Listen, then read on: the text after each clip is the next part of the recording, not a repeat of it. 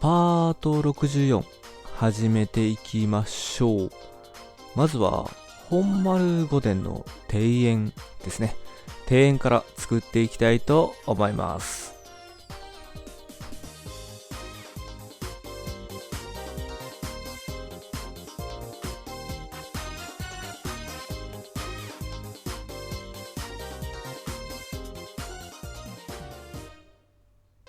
庭園作りに入る前に、前回動画であまりお見せできなかった場所を紹介していきたいと思います。ここが北浦門ですね。目の前には番所があります。作りは黒門とほとんど一緒なので、動画でははしょってしまったんですが、黒門より一回り小さい形の門が出来上がっていますね。黒門の脇、番所の裏側ですね。ここに待合所みたいな場所も作っています。というわけで、今回はここにベッドを置いて、ここを拠点にして庭園を作っていきたいと思います。まずは五上段がある場所ですね。広間から続く上段の間がある場所をここから作っていきます。ここ草が生えっぱなしでね、まだ何も手をつけてないんですが、まずはこの部分ですね。この縁側の下の部分からまずは張り替えていきたいと思います。今は土になってるんですよね。ここの部分を犬走りといって建物を守る石造りの場所に変えていきたいと思います。土を削って安山岩を張っていきます。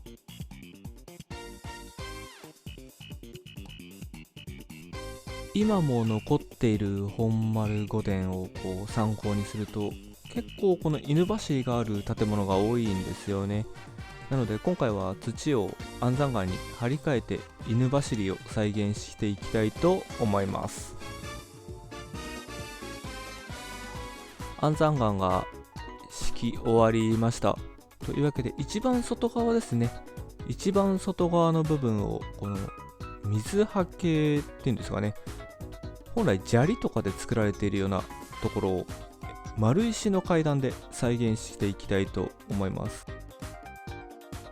一番外側の一列をまずは削っていきます。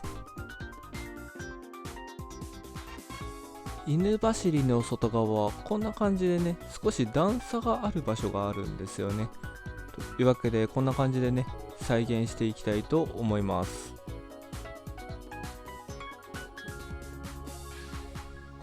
この犬走りができただけで少し高級感出ますよね。というわけでこの目の前の部分の土も張り替えていきたいと思います。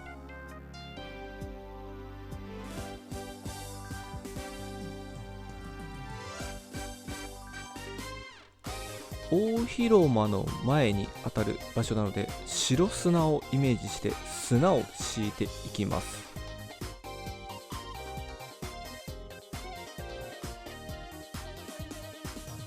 綺麗になりましたね。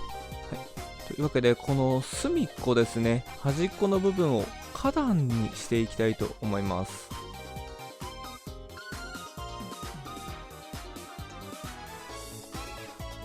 こういう低い低木みたいなね、花壇を作るときは筋がいいですよね。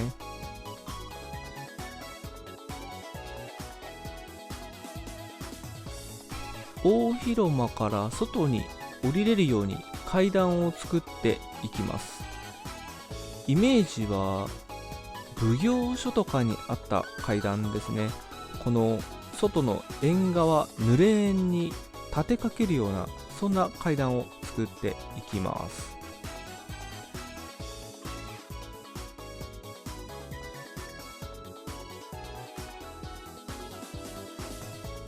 階段の端っこ部分は逆階段で下のハーフブロックとつながってるように見せます。これで階段も完成ですね。大広間前のおしらす完成です。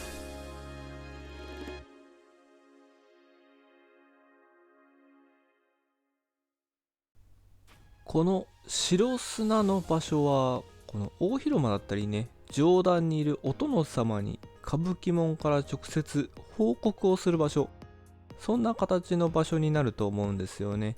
というわけで、こちら側の庭園と区切るような形で木を立てていきたいと思います。松の木を立てたいのですが、ちょっと曲がってる木が欲しいんですよね。というわけで、アカシアの木を育てたいと思います。お城に生えていた木というのは非常時に食べることができたり、そんな木が植えられていたそうですね。松が多かったようです。というわけで、松の木に変えていきたいと思います。まっすぐな松の木というよりも、やはりこういう曲がった木ですかね。曲がった松の木が結構ね、本丸とかにはあったのかなっていうイメージなので、アカシアの木を植えた後に、この葉っぱだったりね、幹の部分を頭皮に張り替えていきたいと思います。今葉っぱがある場所を頭皮の葉っぱにまずは張り替えていきましょう。もう一から作るのが苦手なのでね、こういう自然なものは自然に作ったものを張り替える、今回はそんな形で作っていきたいと思います。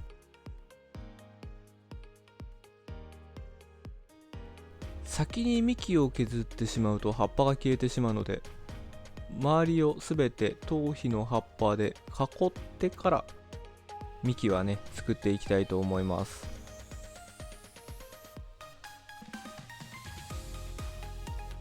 まずはこんな感じで上側のねエリアはできたかなと思うんで、下側の葉っぱもまずは頭皮に変えてから幹を作っていきたいと思います。いて、よいしょ。なんか植木を剪定している、そんな気分になりますよね。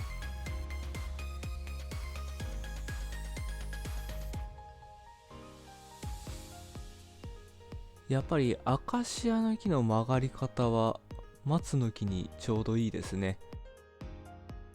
周りを装飾して木を完成させていきましょう。書院の目の前も松の木が3本完成しましたね。というわけで、こちら側には池を作っていきたいと思います。まずは外側ですね。縁の部分を丸石で作っていきたいと思います。松本町は湧き水が豊富だったそうですね。今でも井戸なんかが残っています。というわけで、湧き水がね溢れる、そんな池を今回は作っていきたいと思います。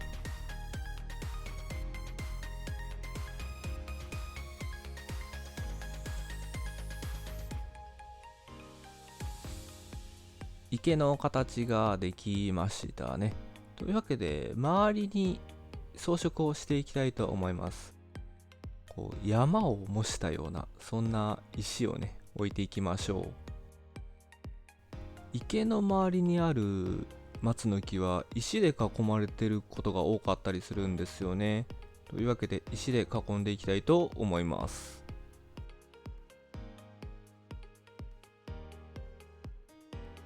この砂利で囲まれた部分には低木の花壇を作りましょう。低木の花壇といえばツツジですね。ツツジで花壇を作っていきたいと思います。池に水を張っていきましょう。この裏側のこの部分ですね。この部分から水が湧き出ている、そんな池にしたいと思います。湧き水が溜まっている場所を作っていきましょう。上から蓋をして完成ですね。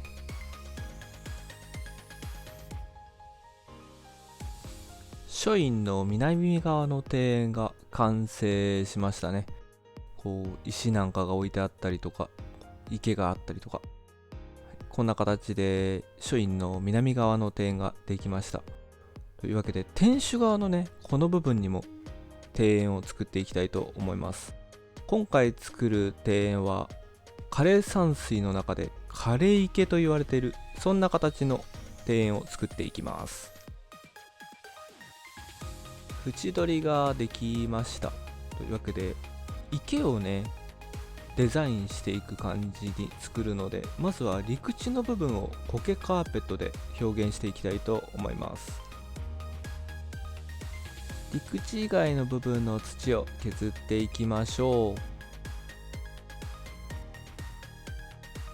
池を表現するのに今回は砂利を使って表現していきます。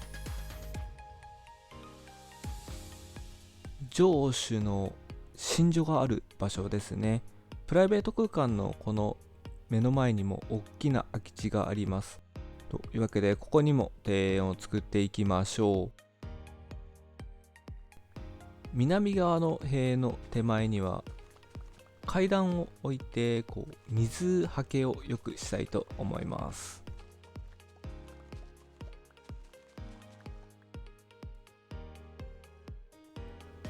天守があるこちら側には書院と同じように枯池式の枯山水を作っていきたいと思います。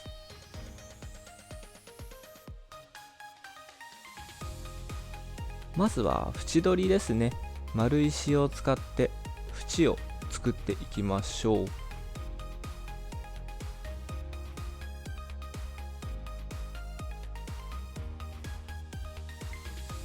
池がある部分には砂利を置いていきます。陸地の表現は苔カーペットでしていきたいと思います。枯池式の枯山水完成しました。というわけでこの広い部分ですね。この広い部分にも枯山水を作っていきたいと思います。ここに作る枯山水は龍安寺でも有名な石庭ですね。石だけで表現する枯山水を作っていきます。まずはそのために土を張り替えていきましょう。今回は波紋を描いた白砂を再現するために柱状のクォーツを使って再現していきたいと思います。まずはこの長い辺に平行になるように柱状のクォーツを置いていきます。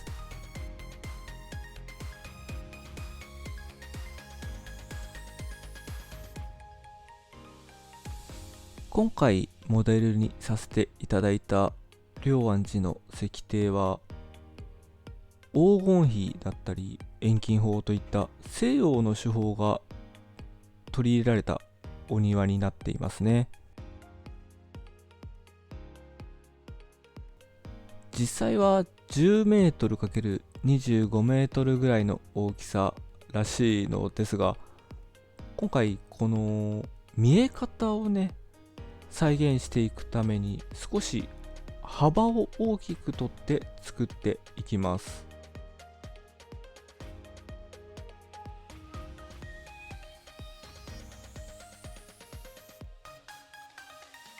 苔ブロックで再現された陸地の上に石を置いていきたいと思います。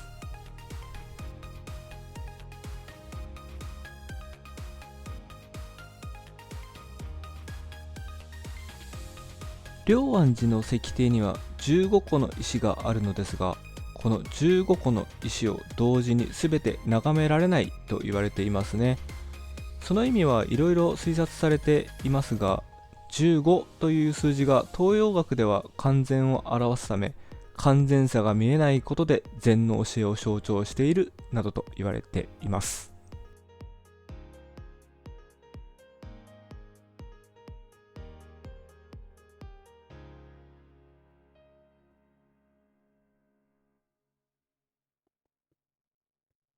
15個の石が置けました。というわけで、この苔ブロックの周りの波紋の向きを変えていきたいと思います。この島を囲むような波紋、難しいですよね。なので向きを変えて再現していきたいと思います。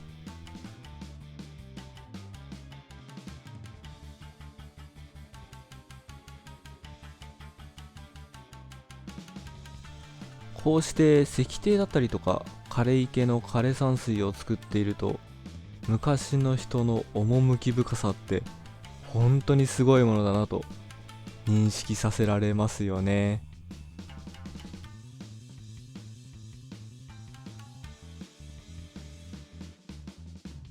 石庭が完成しました。近くで見るとね、波紋の向きが違う、そんなのがねよく見えたりするんですが、遠くから見るとなんとなくこの感じがまたたまらないですよね。というわけで、奥のね松の木を作るのにアカシアの木がまだ成長していないので、あちらのアカシアが成長するまでにここのね境内から降りれるような階段も作っておきたいと思います。大広間に前に置いた階段を小さくした形で今回は作っていきましょう。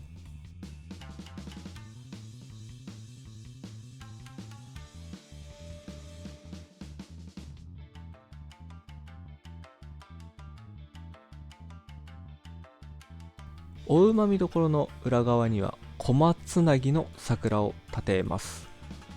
というわけで、桜が成長するまで待って庭園の完成としたいと思います。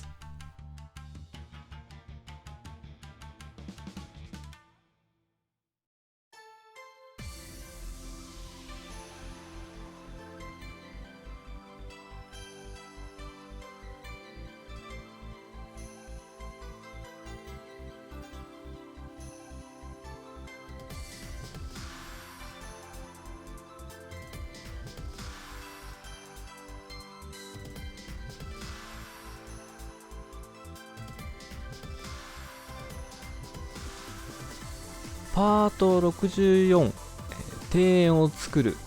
今回本丸エリアすべて作っていきたかったんですが、庭園だけで手一杯でした。いろんなね今回は庭園を作れたかなと思いますので、皆さんの参考にしていただければと思います。次回こそはこの本丸御殿の外側ですね、この部分をしっかり作り込んで本丸エリア完成させていきたいと思います。というわけで、最後までご視聴ありがとうございました。チャンネル登録、高評価、コメントいただけると嬉しいです。それではまたお会いしましょう。